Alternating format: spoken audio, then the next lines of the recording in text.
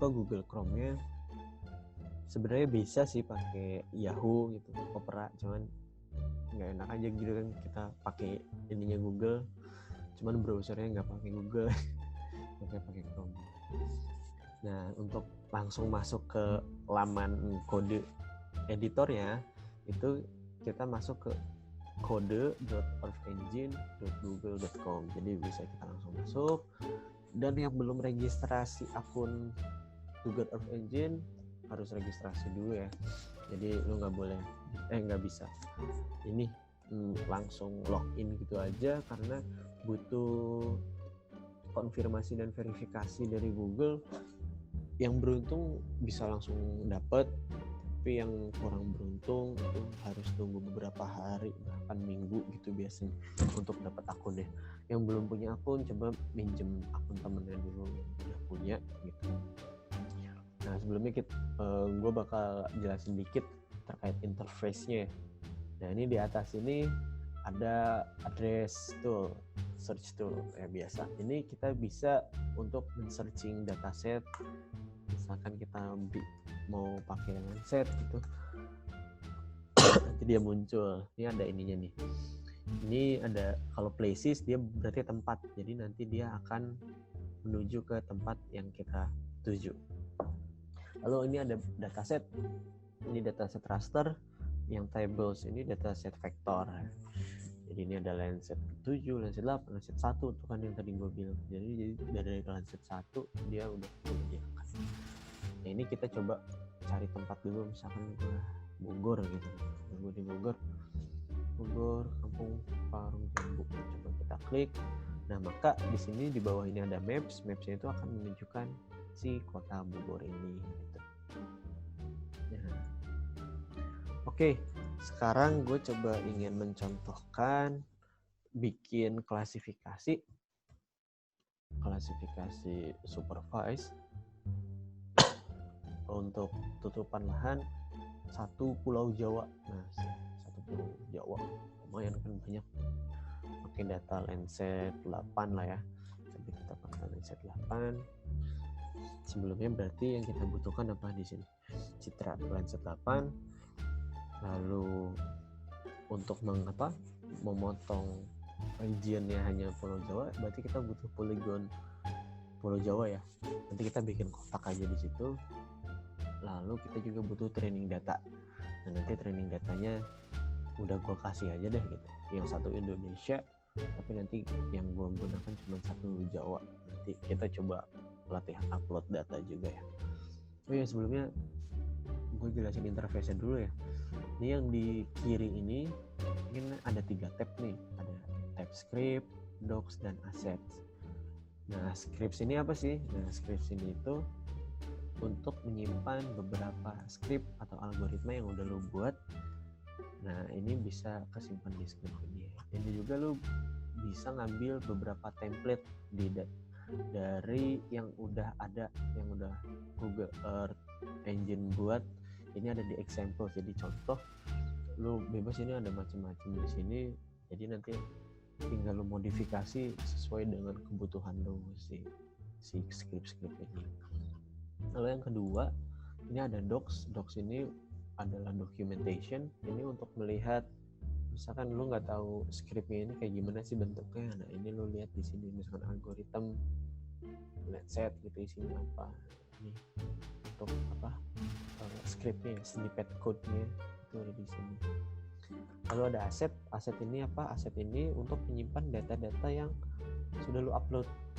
Jadi yang tadi kata gua, misalkan dia nggak tersedia di Google Earth Engine dan lu mau upload data lu sendiri, misalkan data drone atau data apa, itu bisa di aset. Jadi nanti tinggal new, kita bisa upload data raster, bisa upload data shapefile, bisa upload langsung satu folder dan lain-lain. Itu bisa bikin folder dan lain-lain. Itu gitu deh aset. Lalu ini script ini itu adalah istilahnya apa ya, kertas yang digunakan untuk ya lo coding di sini gitu. Lalu yang di kanan ini itu ada 3 tab juga sama kayak yang di kiri. Itu yang pertama itu inspector ini kalau di ArcGIS itu seperti ini ya, tools identify. Jadi ketika lo klik misalkan suatu wilayah di sini, nanti dia akan muncul informasi di situ tergantung apa yang muncul di sini. Karena di sini hanya base map aja, jadi yang muncul hanya longitude, latitude, zoom level sama skalanya aja. Ketika lo punya data misalkan tutupan lahan atau data citra, ketika kita klik maka yang keluar adalah nilai si rasternya itu biasanya. Lalu yang di tengah ini adalah konsol ini merupakan aduh batuk nih, semoga yang di rumah sehat-sehat aja ya. Ini konsol ini merupakan misalkan kita menggunakan perintah print di sini, maka informasi dari yang kita print ini akan muncul di konsol. Atau misalkan ketika kita ngoding tiba-tiba ada error, maka warning itu akan muncul di konsol. Lalu task ini apa sih? Task ini isinya ketika kita mendownload data, mau mengekstrak data dari Google Earth Engine atau mau mengimpor data, misalkan kita upload data ke Google Earth Engine ke aset ini. Nah ini kalau kita mau ngeliat progresnya gimana, itu ada di task ini.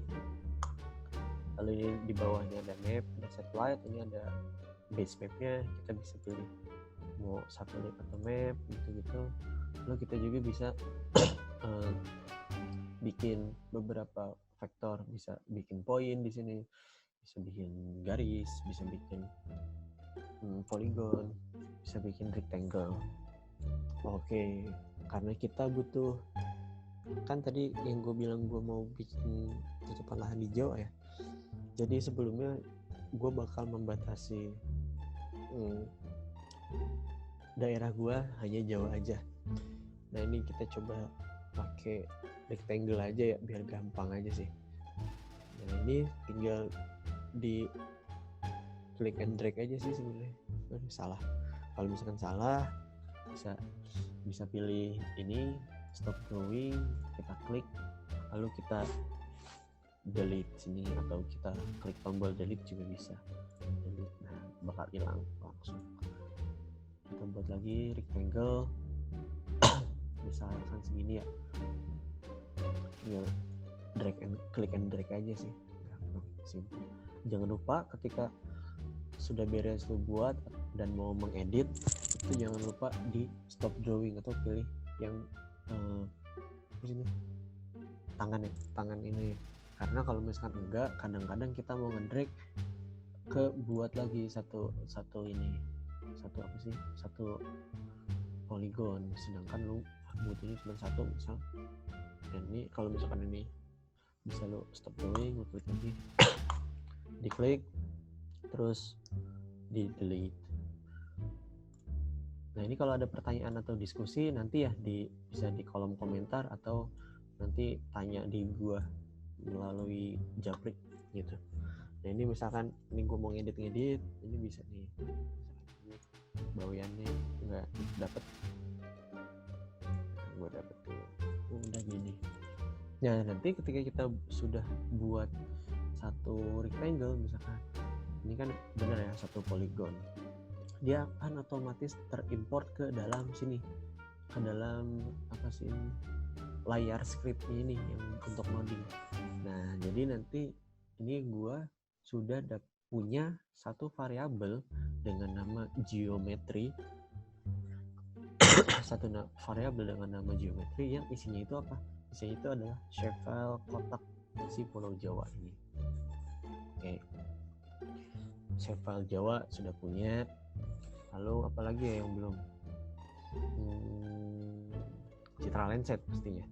Nah Citra Landsat kali ini gue bakal pakai Citra Landsat 8 dengan level toa reflectance. Jadi bedanya itu kalau lu download di USGS itu kan cuma raw itu di dalamnya itu isinya itu masih digital number, jadi masih tergantung bitnya. Misalkan Landsat 8 itu kan 16 bit, jadi 0 sampai 65535 kalau nggak salah. Nah kalau di Google Earth Engine ini itu sudah ada citra lenset yang sudah terkoreksi sampai surface reflectance gitu. Jadi sampai isinya itu bukan digital number, cuman sudah dikoreksi atmosfer, koreksi permukaan gitu-gitu. Nah untuk kali ini gue coba pakai yang low reflectance saja. Oh ya, ini kan ada tier 1, ada tier 2. Kalau bisa pakai tier 1 aja ya. Jadi kalau nggak salah sih lebih bagus tier 1 sih. Kalian bisa coba explore, lihat apa bedanya tier 1 sama tier 2 gitu ya. Ini coba gue import aja, tinggal diklik import. Nah langsung dia akan automatically terimport juga di dalam sini, di dalam kodenya. Jadi gue udah punya 2 variabel ya, 2 peubah. Yang pertama itu geometri, yang kedua itu image collection. Geometri itu isinya adalah shapefile, dan image collection itu isinya adalah raster lenset 8. Nah, cuman ada ini juga nih, raster lenset 8 yang gue import ini itu masih satu dunia, masih dari pertama dia muncul sampai saat ini. Dan itu jadi kita butuh filtering dulu kan. Ini banyak banget kalau kita ngolah data ini, walaupun bisa cepat, cuman nanti ketika mau download atau apa, gila aja kan, satu dunia gitu kan, lama gitu. Nah sebelumnya kita bakal filtering dulu. Jadi filtering si ininya ya, filtering si data lensetnya. Oh di sini lagi ini bro, zuhur, gue pause dulu ya, nanti gue lanjut. Ya kita lanjut lagi ya. Kita tadi udah masukin ini. Lanjut, gue bakal masukin ini fungsi filter sama fungsi cloud masking. Jadi nah ini gue copy paste aja ya. Nah ini dari line 1 sampai line 4 itu merupakan fungsi untuk melakukan cloud masking. Jadi gue bakal ngilangin awan yang ada di citra gue gitu, citra ini. Nah ini memang kalau untuk di JavaScript defaultnya gini ya. Jadi sebelum lu bikin variabel tuh pakai var. Jadi var spasi ini nama variabelnya mesh L8, lalu pakai sama dengan, dan di dalamnya itu adalah perintah yang isinya ya apa yang mau kita lakukan gitu kan. Karena di sini adalah cloud masking ini yang 1 sampai 4 ini. Jadi intinya gini, yang pertama ini kan definisi variabel. Nah, yang kedua, untuk melakukan cloud masking itu istilahnya cloud masking itu kita bakal motong awan. Nah, motong awan itu pakai data apa sih? Pakai informasi apa yang menunjukkan kalau dia itu awan. Nah, di lenset 8 itu kan ada band namanya BQA. Nah, sebenarnya di dalam band BQA itu dia menyediakan informasi mana pixel awan dan mana pixel non awan gitu, sehingga ini di yang baris kedua ini merupakan definisi, gue definisiin, jadi gue bakal ngambil band QA-nya ini gitu. Jadi dari image, betul ini namanya image. Ini karena di sini namanya image, ini gue nggak usah. Nah jadi pokoknya gini. Nah untuk line ketiga ini apa sih maksudnya gitu? Ini maksudnya ini gue bakal ngebolongin atau bakal motong citra yang teridentifikasi sebagai awan. Jadi nanti di dalam ketika kita sudah filter itu nanti awan-awan itu udah pada hilang nih, udah pada kemasking sendiri gitu dari informasi band BQA ini gitu. Kalau kurang jelas nanti aja nanya di komen. Lanjut yang kedua. Nah ini bisa kalau lu ini kan istilahnya gue bikin variabel sendiri ya, bikin function. Ketika lo pakai kurung siku itu biasanya bisa kita hide. Nah ini karena ada kurung siku. Nah ini kan kurung siku ya. Nah itu. Yang kedua itu filter data citra. Yang tadi gue bilang data citra kita masih satu dunia dengan range waktu sangat lebar. Sedangkan misalkan let's say di sini gue bakal melakukan identifikasi hanya tahun 2018 aja dan di Pulau Jawa aja. Nah, artinya kita harus memfilter data Landsat kita berdasarkan waktu dan berdasarkan spasialnya gitu kan. Nah, oke. Kita ini dari awal ya.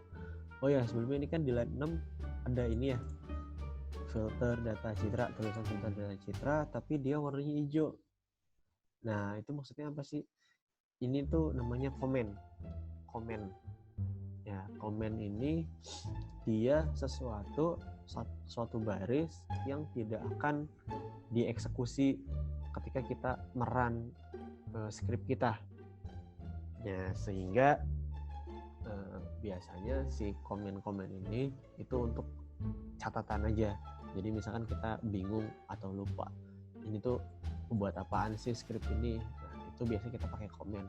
Komen itu ini nih, garis-garis. Kalau di JavaScript itu kita pakai garis 2 double slash.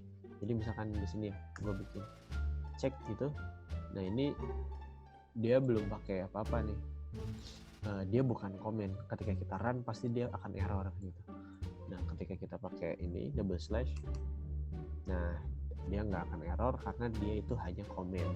Kita bisa menyimpan ini di awal atau ini nih di akhir ini, habis kode ini namanya snippet ya. Kalau bagian dari kode namanya snippet. Kalau kita menambahkan snippet di akhir dari menambahkan komen di akhir snippet, itu dia nggak akan dieksekusi sama si GEE-nya. Ini buat nambahin keterangan aja sih, ini line 9 apa sih. Nah untuk memfilter data citra itu kita buat variabel baru namanya composite. Nah lu ketik aja ya, ketik var spasi composite spasi sama dengan lalu image collection ini nama variabel raster Landsat lu yang di sini yang udah dibuat sebelumnya. Nah ini tinggal lu ketik aja image collection, lalu next kita pertama filter date dulu ya atau filter tanggal. Ini bisa misalkan habis ini bisa langsung kita enter. Lalu biasanya gue pakai tab sih biar enak aja, double tap gitu baru titik filter date gitu, ikutin aja kayak yang di sini. Nah filter date, dan perlu diingat bahwa Google Earth Engine ini case sensitif ya. Jadi gede kecilnya huruf itu lo harus ngikutin. Ntar baterai gue habis. Dulu. Gede kecilnya huruf harus lo ikutin. Nah sebagai contoh ini filter date itu kan D-nya gede ya, lo harus ikutin kayak gitu. Nah lo ketik aja nih samain. Jadi filter date kurung buka single quotes 2018 0101 ini start date. Gue ambil citra gue, jadi gue bakal nyari dari citra yang satu dunia itu hanya tahun 2018 Januari tanggal 1 gitu. Sampai beresnya gue mau punya waktu citra gue ini tanggal berapa, ini pakai gini. Jadi 2018 Desember 12 31. Oke. Kurung udah cukup kayak gitu. Lalu yang kedua, ini tadi kan kita sudah bikin fungsi cloud masking ya, yang di atas ini yang mesh L8. Nah ini bakal kita panggil, bakal kita gunain untuk citra yang udah kita filter ini. Nah gimana caranya? Itu pakai .map. Nah jadi caranya pakai .map dalam kurung fungsi, nama fungsi yang tadi udah kita buat. Jadi kan nama fungsinya mesh L8 yang di sini. Nah berarti kita masukin aja mesh L8 gitu. lanjut dalam kurung, beres, enter. Ini nggak usah, yang ini kalau nggak mau lu tulis nggak apa-apa, jadi nggak pengaruh. Lalu dot median. Nah ini artinya apa sih dot median? Ya, dot median itu merupakan apa ya istilahnya, memfilter secara statistik. Kan ini masih banyak nih ya, jadi dari tahun 2018 Januari sampai Desember itu di satu daerah aja masih ada, misalkan satu bulan 2 kali lah lensetnya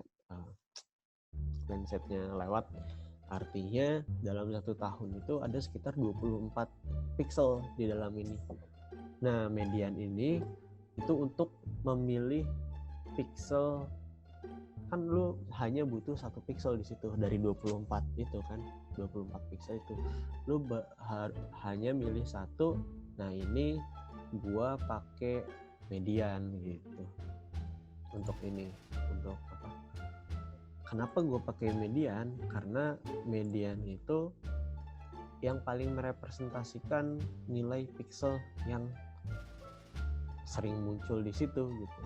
Jadi dengan asumsi bahwa yang biasanya kita hilangkan kan awan itu nilainya itu nilai ekstrim, jadi nggak mungkin dia jadi median gitu, sehingga kita pilih data median.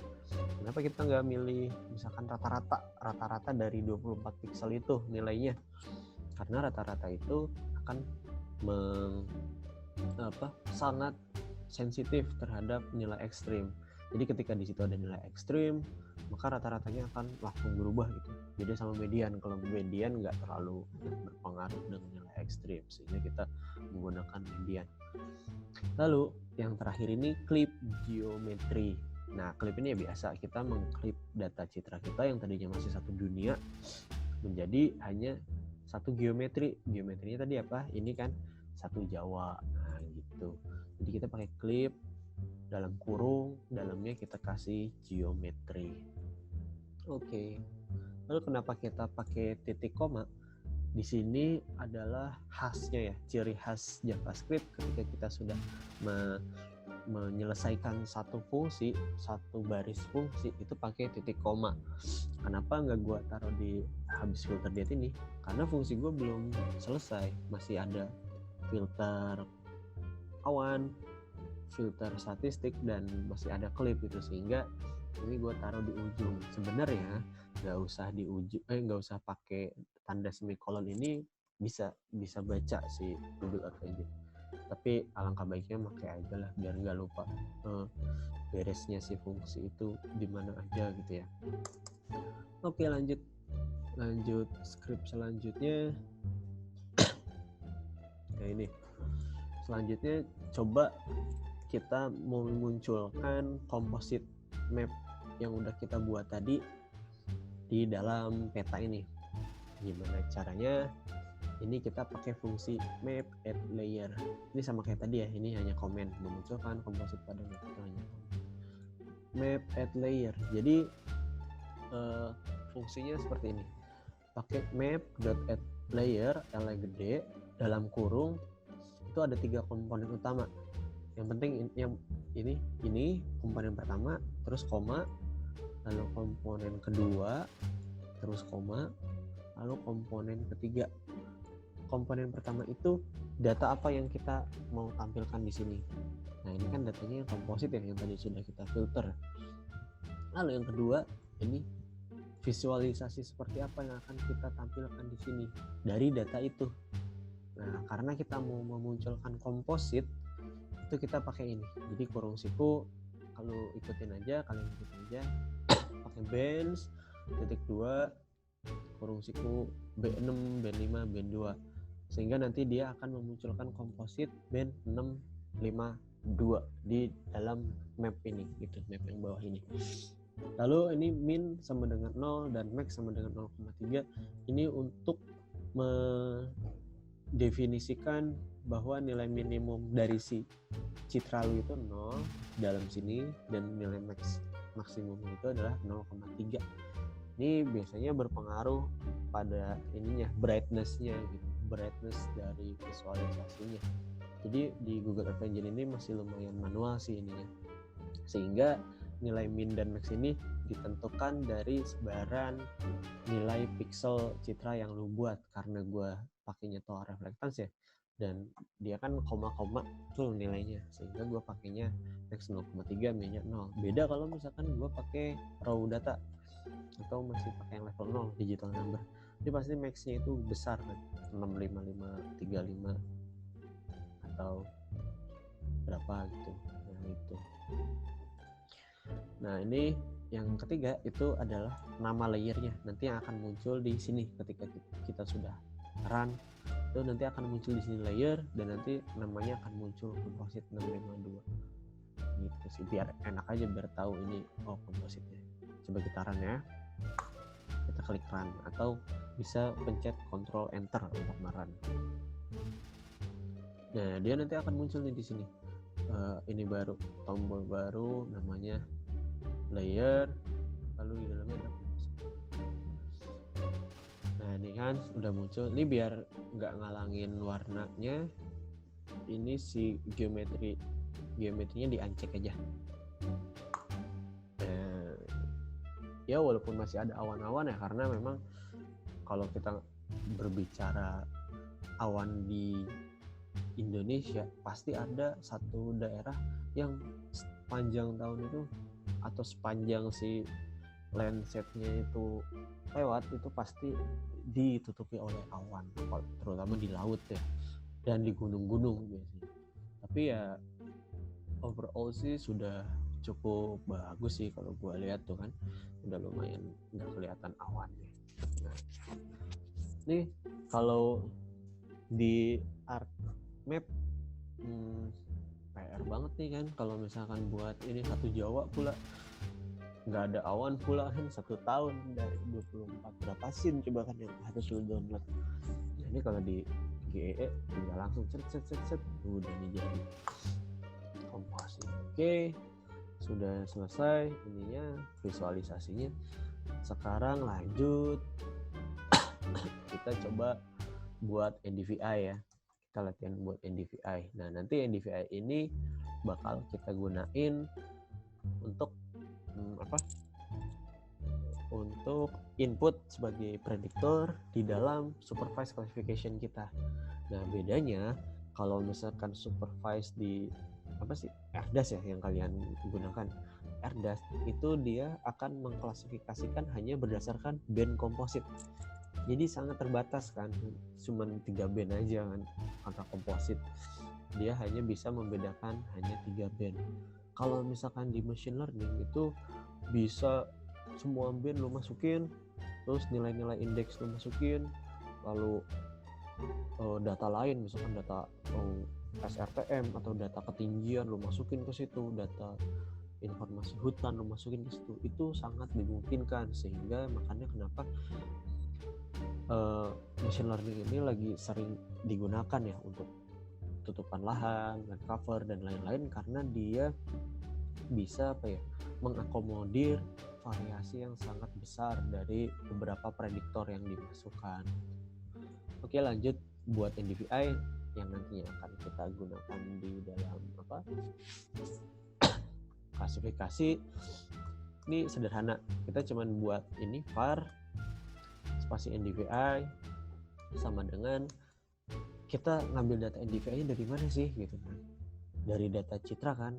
Nah ini gue pakai data citra yang udah gue filter tadi.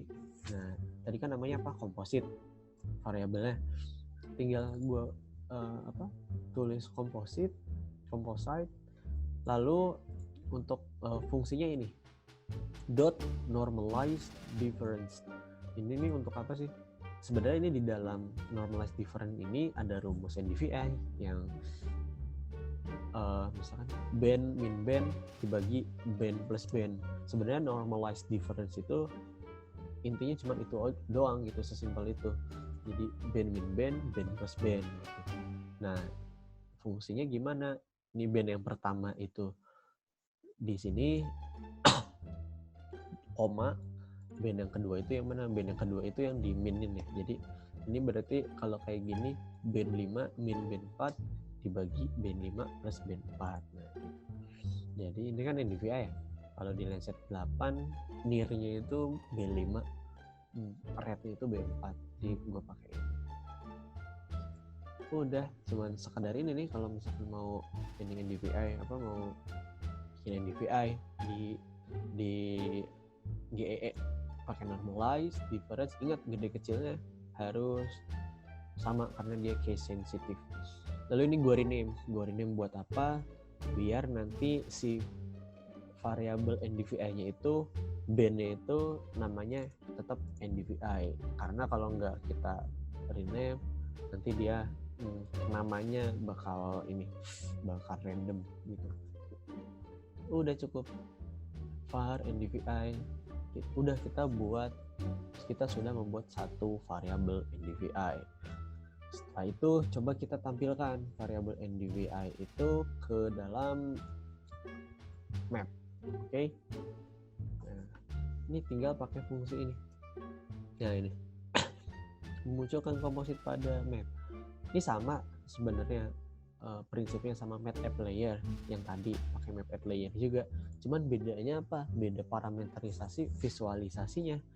Karena tadi kita mau menampilkan komposit, maka di sini yang dibutuhkan apa? Band kan. Nah, band apa aja sih yang kita akan tampilkan kompositnya?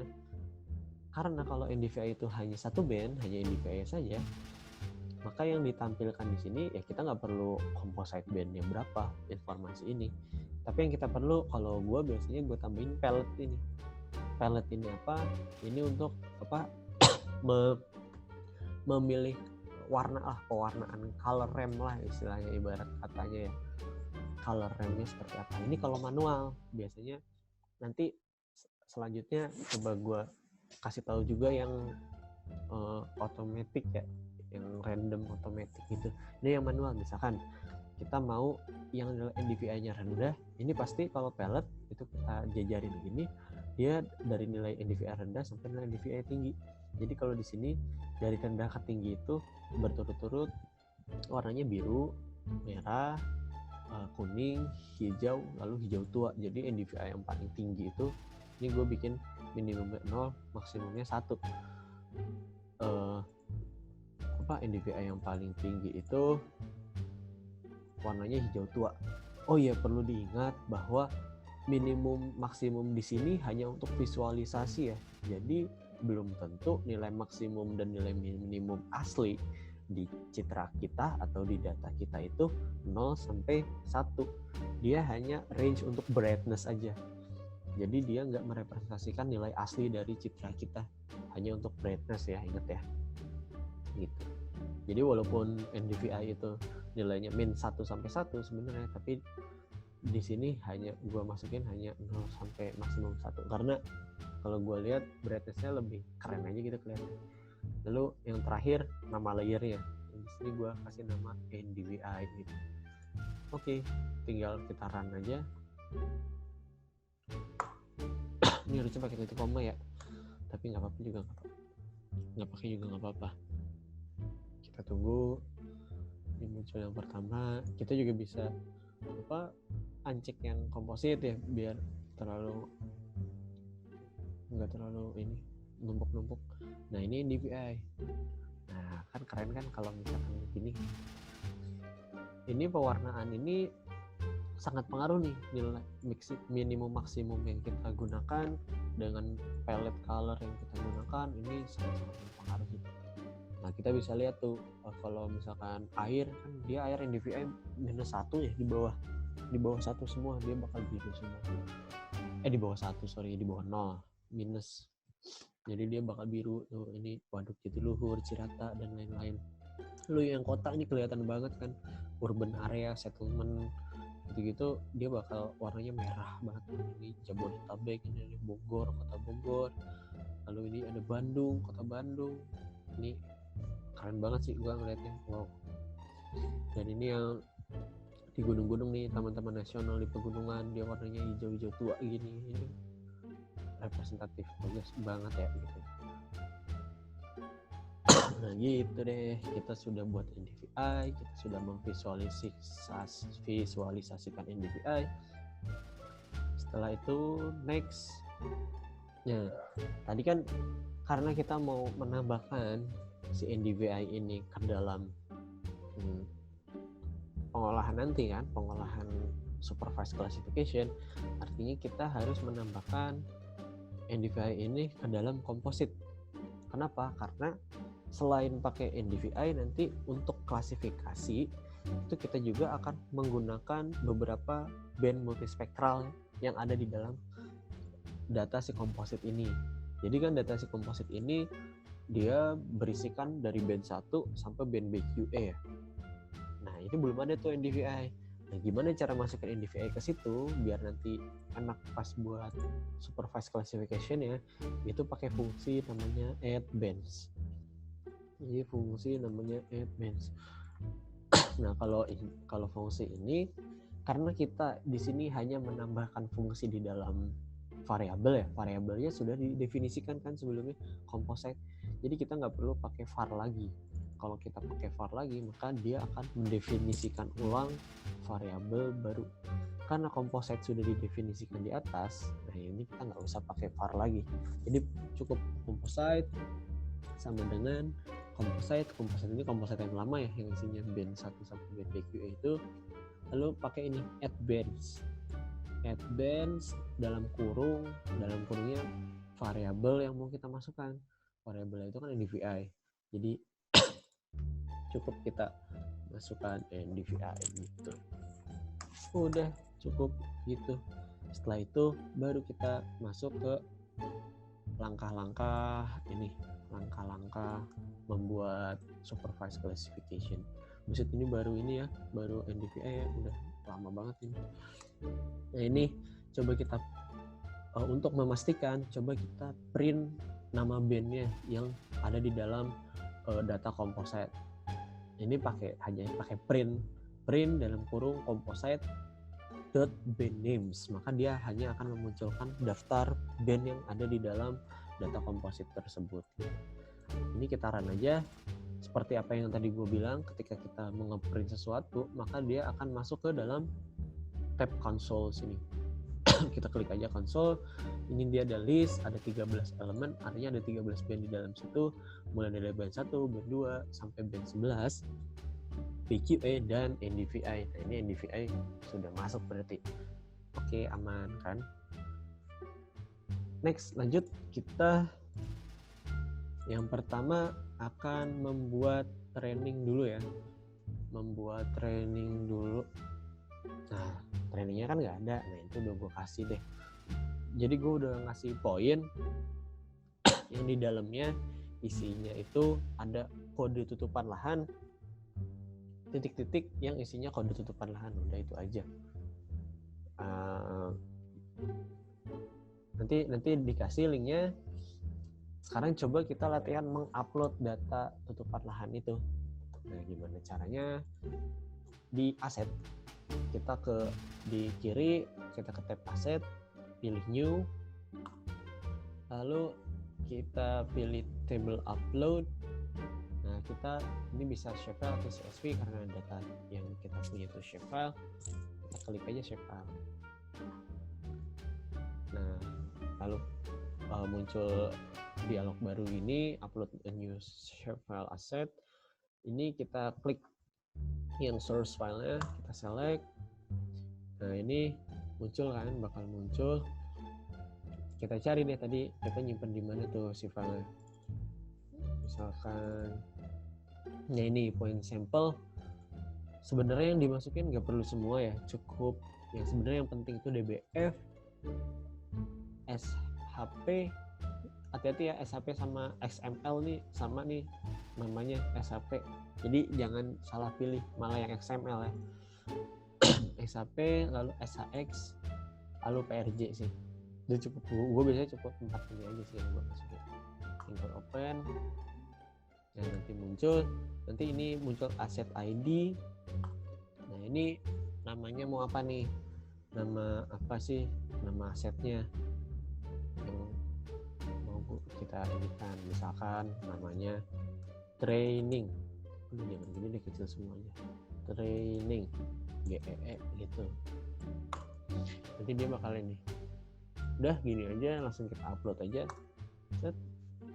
Nah nanti dia progresnya bisa kita lihat di task ini. Di task ini, nah ini kan dia uploading 100%, starting to engage asset.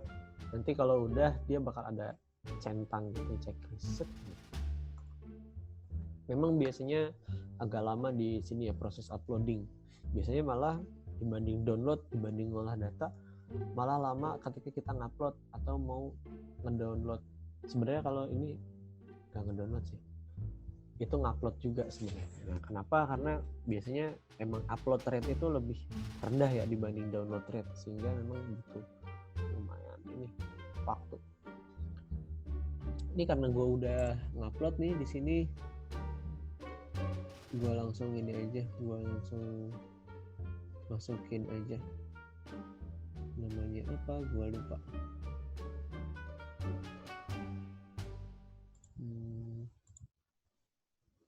Ini udah nih. Nah ini kalau udah, ini bisa kita refresh asetnya. Setelah itu tadi kita cari nama aset kita apa tadi, training GEE ya. Bisa kita langsung search aja di sini sih. Bisa nggak sih? Bisa. Training, nah ini training GEE. Kita import aja yang training GEE ini, import to script. Oke, nanti dia langsung muncul nih di paling atas. Dia akan disimpan di dalam variabel namanya table. Nah ini kalau kita mau lihat informasi datanya kita, nah dia file size sekian, feature-nya ada 585 sekian. Nah ini feature-nya, nah ini ada si ID, ada object ID. Nah untuk informasi titik-titik data trainingnya itu ada di sini nih, ada di CID. Ini CID ini isinya informasi kode tutupan lahan yang gue gunakan sih. Oke, kita close. Nah sekarang coba kita udah import data training tadi di situ. Setelah itu kita jadikan data tersebut menjadi training. Jadi kita membuat training untuk klasifikasi tutupan lahan. Nah ini fungsinya cukup seperti ini. Jadi gue buat variabel baru namanya training, sama dengan tadi gue mau pakai prediktornya apa atau citranya apa, itu kan composite. Nah ini pakai composite. Lalu ini untuk membuat training kita pakai namanya sample regions dalam kurung, pakai itu kurung siku. Collection, untuk collection itu datanya, misalkan vektor untuk training kita itu kita simpan di mana sih gitu kan. Ini kan tadi kita udah mengimport dengan nama datanya table. Nah ini collectionnya table.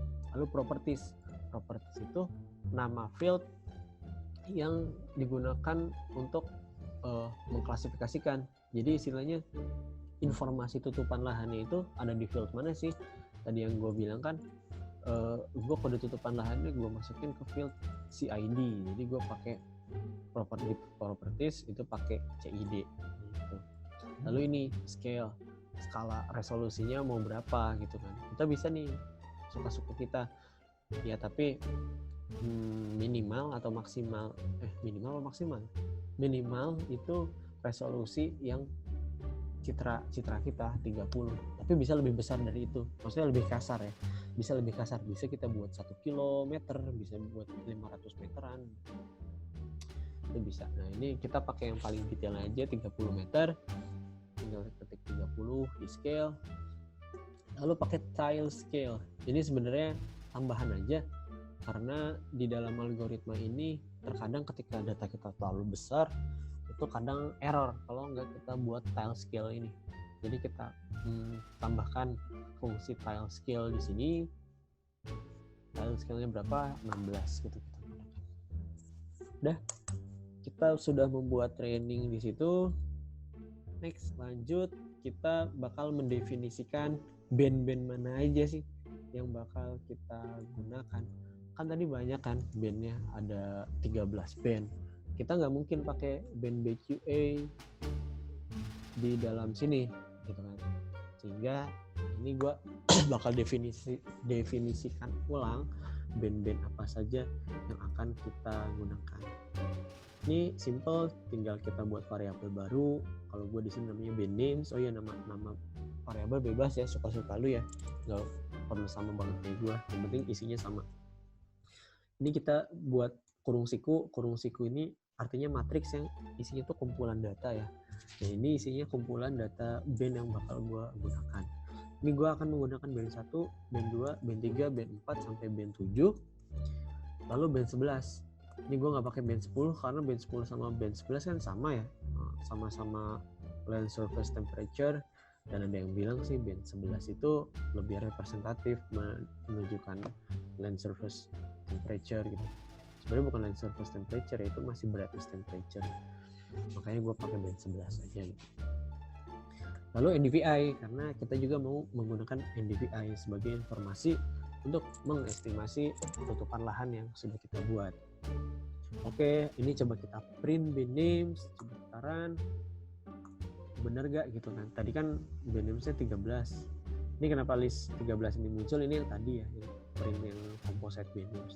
Nah, ini yang print yang kedua. Nah, oke.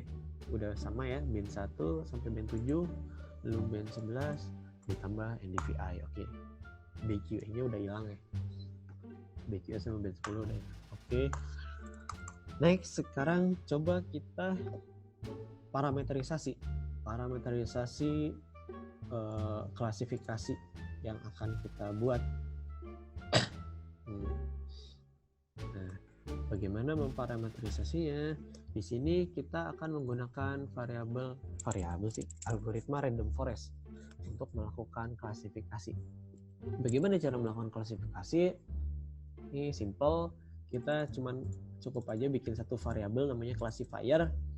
Classifier ini, ingat ya, classifier ini masih belum melakukan proses klasifikasi, tapi hanya menyimpan informasi parameterisasi untuk klasifikasi nanti. Nah, ingat ya, informasi parameterisasi untuk klasifikasi nanti.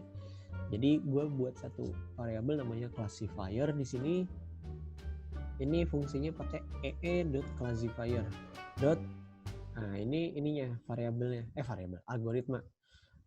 Tadi yang kata gue bisa random forest, bisa SVM, bisa CART, dan lain-lain.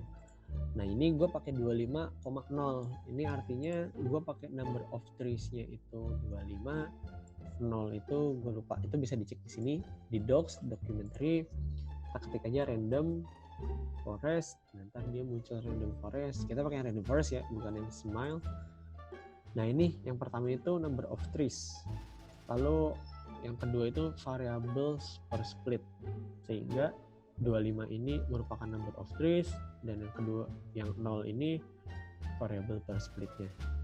Kalau yang lainnya nggak gue ketik, artinya dia akan ngikutin defaultnya. Capek-capek kan ini ketik 1, 0,5, biarin aja. Ini juga bisa 25 doang juga bisa sih, tapi ya biar ini aja 0,5.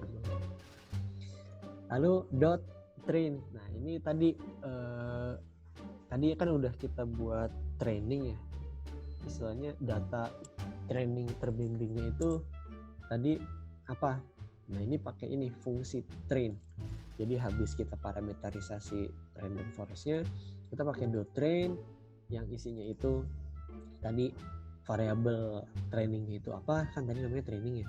Variabelnya training, koma tadi kita mau fungsi tutupan lahannya itu apa, kode tutupan lahannya itu di field apa. Karena tadi pakai si ID, kita pakai si ID. Lalu band yang mau kita gunakan band berapa aja kan di dalam si composite itu, makanya kita pakai band names di sini. Nah, ini kan band names itu 1, 2, 3. Kalau kalian bohong nih kan, Bang Aryo bohong, Lu bisa cari aja nih, misalkan lu kurang puas dengan penjelasannya, cari di sini misalkan train gitu. Nah di sini ada nih classifier kan, karena kita pakai classifier. Di sini feature, yang pertama feature itu adalah training, lalu class properties, lalu tadi input propertiesnya itu apa gitu. Ini subsampling sama subsampling seatnya itu gua defaultin deh. Nah, lu bisa ini juga bisa berkreasi juga, ditambah-tambah subsample-nya gua mau sekian gitu, bebas. Oke, kita sudah membuat parameterisasi model. Setelah itu kita akan lakukan klasifikasinya. Oke, bagaimana melakukan klasifikasi? Cukup simpel, kita hanya buat satu variabel namanya classification. Kalau di sini gua bebas mau tutupan lahan mau apa gitu, tinggal panggil aja data citranya, data kompositnya, lalu kita pakai fungsi classify, tinggal dot classify gitu dalam kurung, yang di dalamnya adalah parameterisasi algoritma model kita apa yang tadi kita udah simpan di dalam classifier. Jadi cukup simple, hanya gini doang, composite dot classify lalu dalam kurung classifier. Udah deh, kita sudah membuat klasifikasi satu pulau Jawa dari informasi tadi survei lapangan, misalkan ada lapangan, survei lapangan yang udah kita lakukan gitu. Nah, untuk melihat hasil kita biasa kita melakukan klasifikasi. Nah, nanti untuk klasifikasi tadi masih ingat pakai apa? Map at layer ya. Nah, untuk map at layer kali ini karena kita memunculkan data kategorik, kan capek juga ya, misalkan kita bikin manual palette blue, red, green sesuai dengan tutupan lahannya gitu. Ya, nanti itu harus lo lakukan gitu kan. Cuman saat ini gue bakal nyobain bakal ngajarin pakai plugin lain. Jadi gue bikin random aja si color mapnya. Ini pakai ini. Jadi gue bikin satu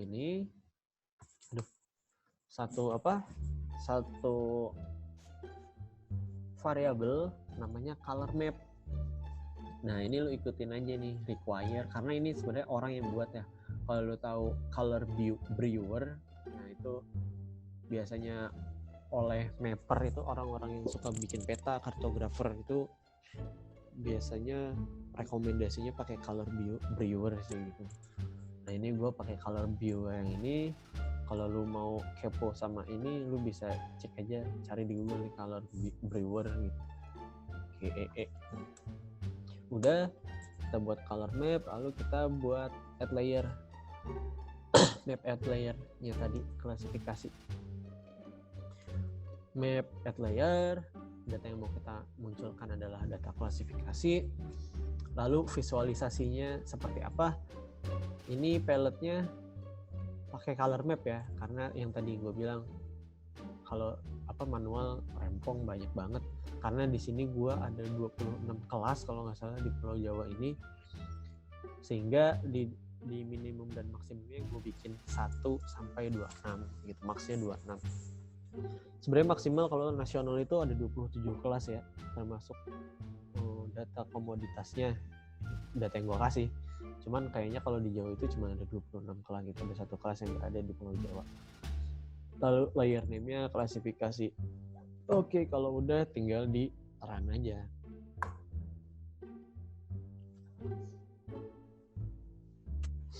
Ini udah muncul padahal.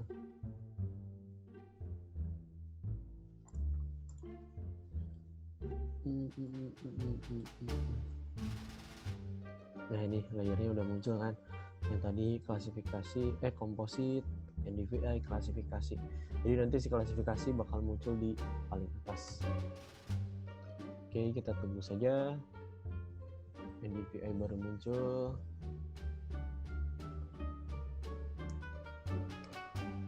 Yuk, muncul dong.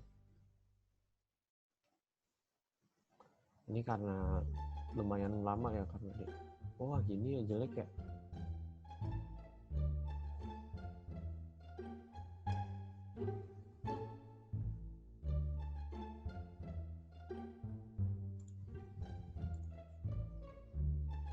Nah ini ya emang lama nih karena memang lumayan kan 30 meteran, data lu juga satu pulau Jawa, jadi lumayan lama tadi proses memunculkannya gitu kan.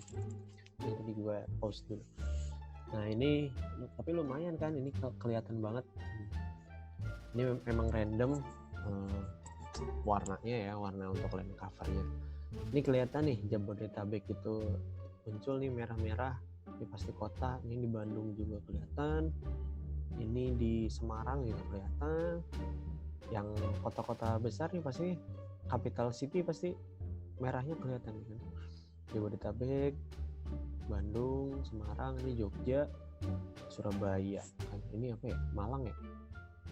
Atau kayaknya Malang gitu.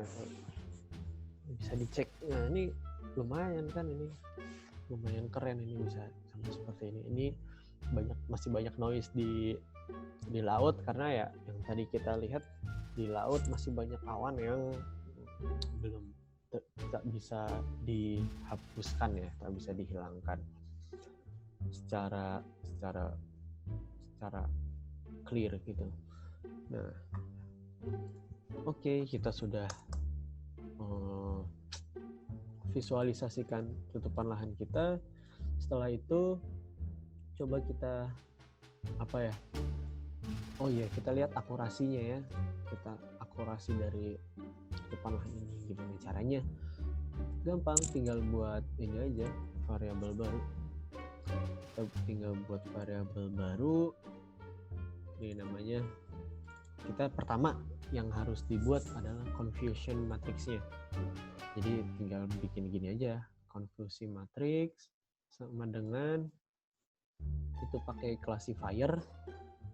Classifier itu ininya ya, apa sih yang mau kita buat akurasinya, classifier. Lalu untuk buat confusion matrix itu pakai confusion matrix dalam kurung. Oke, kita buat seperti ini. Lalu untuk memunculkan overall accuracy itu tinggal kita panggil accuracy dari confusion matrix. Nah, pokoknya lo ikutin aja seperti inilah 3 ini. Lalu untuk ngeprint biasalah, ngeprint pakai print dalam kurung OA.2, ini biar teks OA-nya ini muncul ya, makanya pakai ini. Lalu apa sih yang mau gue munculin, itu variabel OA yang mau gue munculin. Lalu yang kedua print kappa dan variabel kappa yang mau gue munculin. Dia langsung gue run aja, tinggal kita run. Kita tunggu lama juga nih pasti, karena dia bakal ini lagi.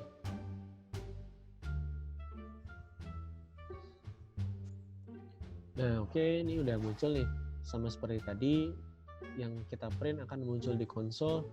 Nah ini nilai overall accuracy-nya 0,965 sekian dan nilai kapanya 0,9604 sekian. Ya lumayan gede kan, istilahnya data-data tutupan lahan raster 30 meter yang sudah kita buat ini 96% itu mirip dengan titik-titik referensi yang sudah kita masukkan tadi di awal gitu, sehingga ya cukup baik lah algoritma. Nggak cukup ya, sangat baik juga sih bisa dibilang algoritma random forest untuk mengklasifikasikan tutupan lahan di sini gitu.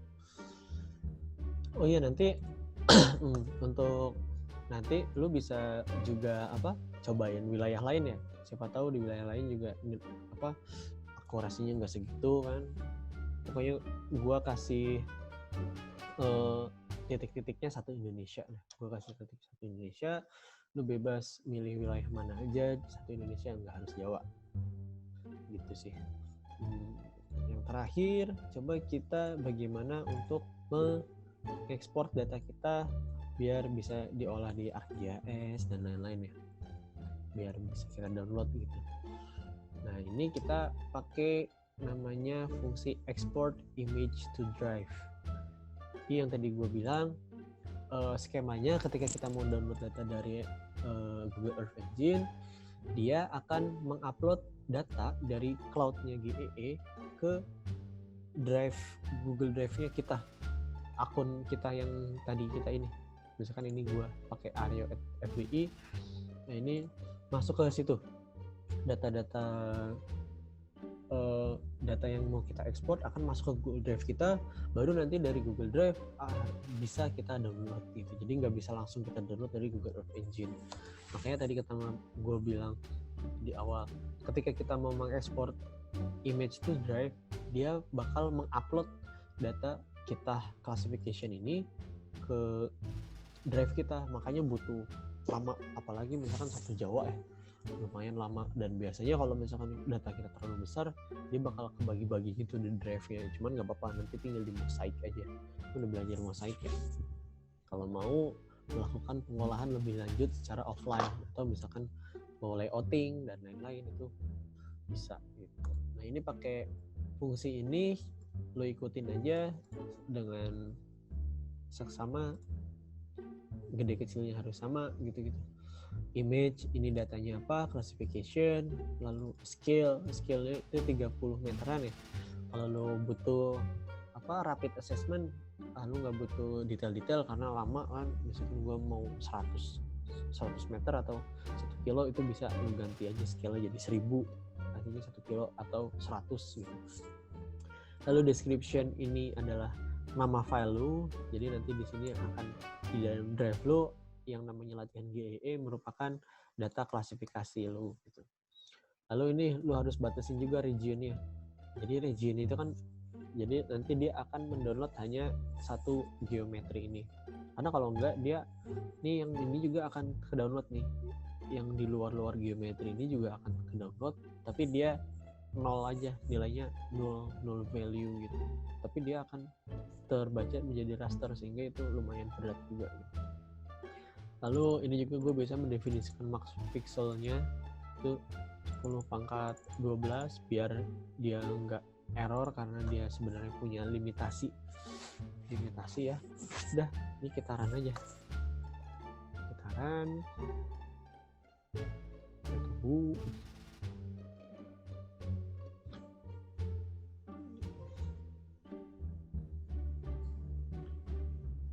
Nah, kita lihat di task. Nah, dia udah muncul latihan GEE. Ini kalau belum kita run, dia belum akan ke transfer ke drive kita nih. Jadi kita harus pencet run, scale-nya 30, oke, file name-nya 30, task name-nya udah benar, maksudnya tidak melanggar aturan. Udah, tinggal kita run. Nah, nanti dia akan memproses. Nanti kita hasilnya bisa ngelihat di Google Drive kita gitu. Oke, seperti itu mungkin sampai segitu dulu praktikum terkait Google Earth Engine. Sebenarnya masih banyak banget yang bisa dieksplor di dalam Google Earth Engine ini, banyak banget. Contohnya salah satu deh, gue pamer. Gue bikin satu ini ya, jadi peta resiko sebaran COVID-19 di Kota Bogor. Nah ini semua purely gue bikin pakai Google Earth Engine. Jadi yang warna ungu tua ini yang memiliki resiko tinggi terhadap penyebaran ya, wilayah-wilayahnya, dan yang paling kuning yang masih lumayan rendah. Nah ini juga banyak juga platform untuk belajar GEE ini di internet, banyak. Di documentation Earth Engine juga udah sangat lengkap kalau lo mau belajar sendiri gitu. Dan nanti ketika ada pertanyaan terkait praktikum hari ini, bisa atau sih tergantung Teteh Rizka ya, bisa melalui email atau nanti kita buat Zoom meeting sendiri atau meeting pakai aplikasi dan istilahnya Q&A di situ sesinya, atau dan lain-lain lah. Nanti untuk skrip lengkap lalu data itu bakal gue kasih linknya di deskripsi ya. Ya oke, mungkin cukup sekian praktikum hari ini. Sorry, mohon maaf apabila banyak kekurangan dan kesalahan. Tetap sehat. Wabillahi taufiq wal hidayah. Wassalamualaikum warahmatullahi wabarakatuh.